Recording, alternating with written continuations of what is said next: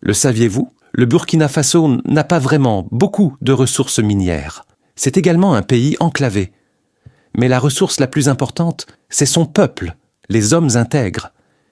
Ils n'ont pas de diamants, du cuivre, d'uranium, de cobalt, du coltan que possède le Grand Congo.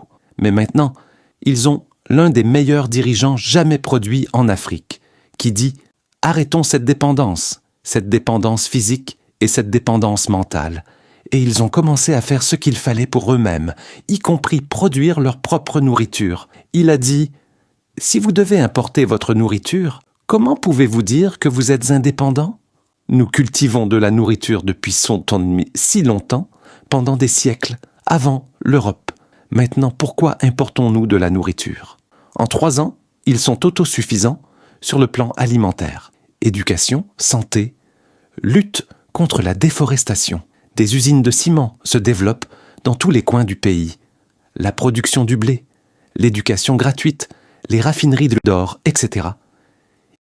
Sans oublier le développement infrastructurel, la production de voitures électriques au Burkina Faso et une industrie de tomates de plusieurs centaines de millions de dollars qui peut nourrir tous les pays d'Afrique occidentale.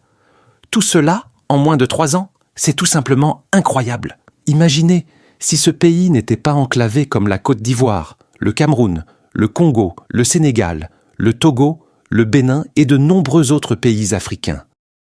Voyant que l'intérêt français au Burkina Faso est menacé, un de ses gardes du corps a été proposé 5 millions de dollars par un prétendu agent français pour éliminer le jeune et énergique capitaine Ibrahim. Il a refusé de se laisser corrompre et de montrer un grand exemple aux Africains cupides. Les Africains ont commencé à prendre le contrôle de leur propre destin.